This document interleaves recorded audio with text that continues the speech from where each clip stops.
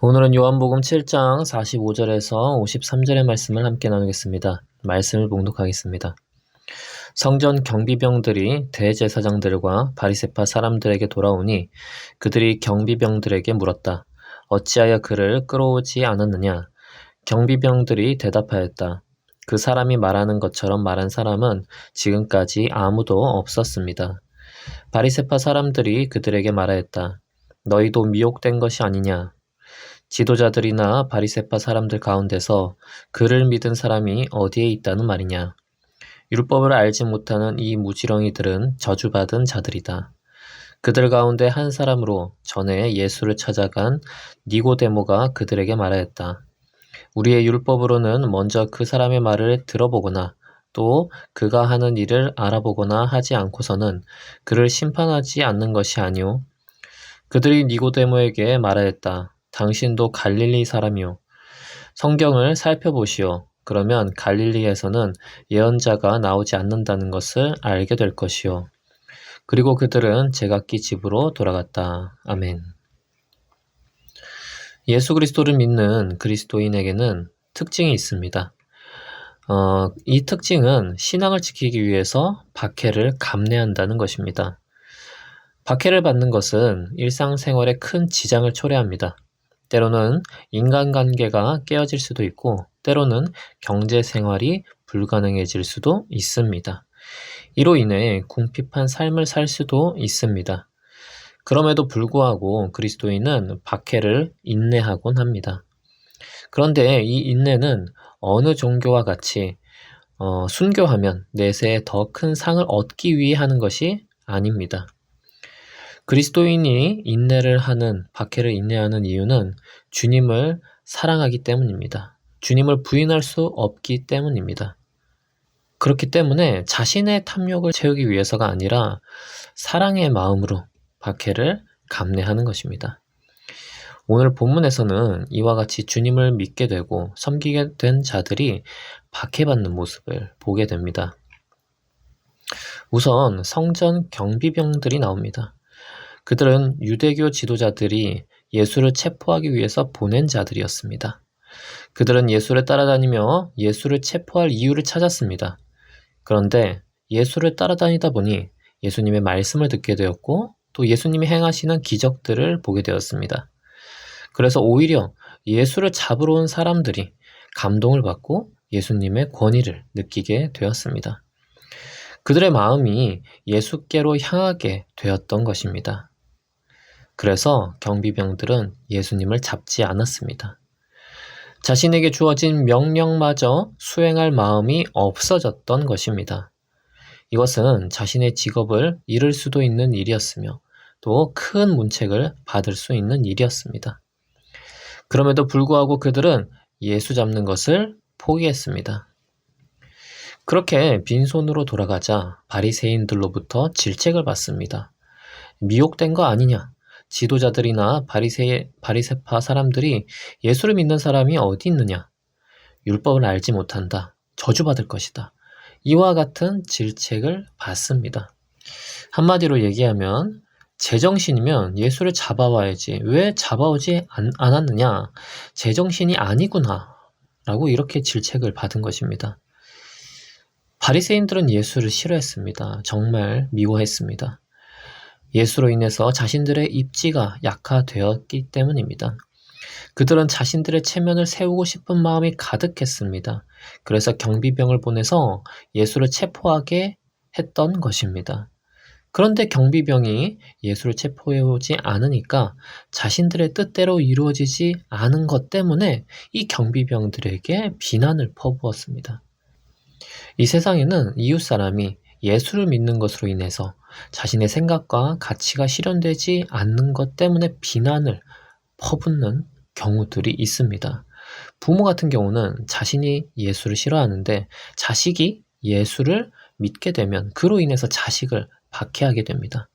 회사에서는 상사가 예수를 싫어하는데 부하 직원이 예수를 믿는 경우 그 부하 직원마저 미워하게 되는 것입니다.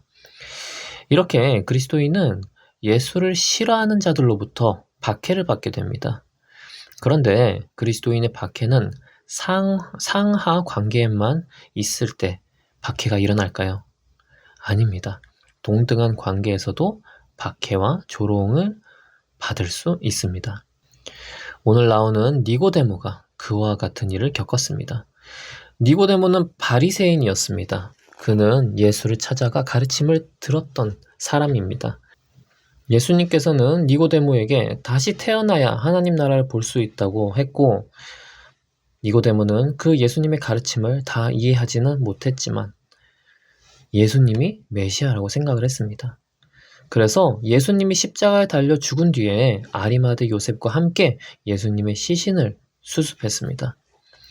이렇게 예수님에 대한 믿음을 가진 니고데모였기에 바리새인들의 잘못된 정죄를 지적했습니다. 그래서 니고데모는 바리새인들에게 정당한 재판을 하기 위해서는 율법에서 정한 절차인 변론을 듣거나 예수가 행한 행동을 제대로 조사를 해서 심판해야 되는 거 아니냐고 이렇게 말했습니다. 그러자 동료 바리새인들은 니고데모를 조롱하기 시작을 했습니다. 너도 갈릴리 사람이냐 하면서 왜 편을 드냐고 하는 것이었습니다. 그리고 갈릴리에서는 예언자가 나오지 않는 것도 모르냐라고 성경을 모르는 것처럼 조롱했습니다. 그들은 갈릴리를 천하게 여겼고 그래서 갈릴리에서 예언자가 나오지 않는다고 말했습니다. 그러나 성경에서는 갈릴리 출신의 예언자들이 있었습니다. 요나도 갈릴리 출신이고 호세아, 나움도 갈릴리 출신이었습니다. 즉 바리새인들은 자신들이 예수를 미워하니까 성경 지식까지 혼동하는 지경에 이르게 되었던 것입니다. 그래서 동료마저 박해했습니다. 이 시대에도 예수 믿는 것을 좋아하는 세상 사람은 없습니다. 비록 친구라도 말입니다. 그래서 비록 친구라도 예수 믿는 것에 대해서 은근히 거리를 둡니다. 자신과 같은 가치관을 가진 사람을 선호하지 다른 방향을 보고 사는 사람을 좋아하지 않기 때문입니다. 그래서 그리스도인은 외로울 수 있습니다. 그럼에도 불구하고 그리스도인은 예수 그리스도를 버리지 않습니다. 이 세상을 사는데 조금 외로울지라도 믿음을 가지고 살아갑니다.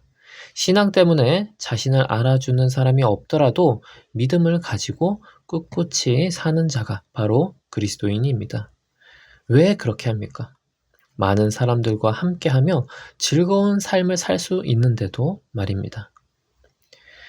자신의 유익만 생각하면 아마 많은 사람들이 가는 길을 같이 가고 즐겁게 살고자 할 것입니다. 그러나 예수 그리스도를 알게 되므로 나의 유익을 위해서 살지 않는 자가 되었기 때문에 그 길을 가는 것입니다. 진리에 따라 살며 참된 하나님 나라를 소망하는 자가 되었기 때문에 그 길을 가는 것입니다.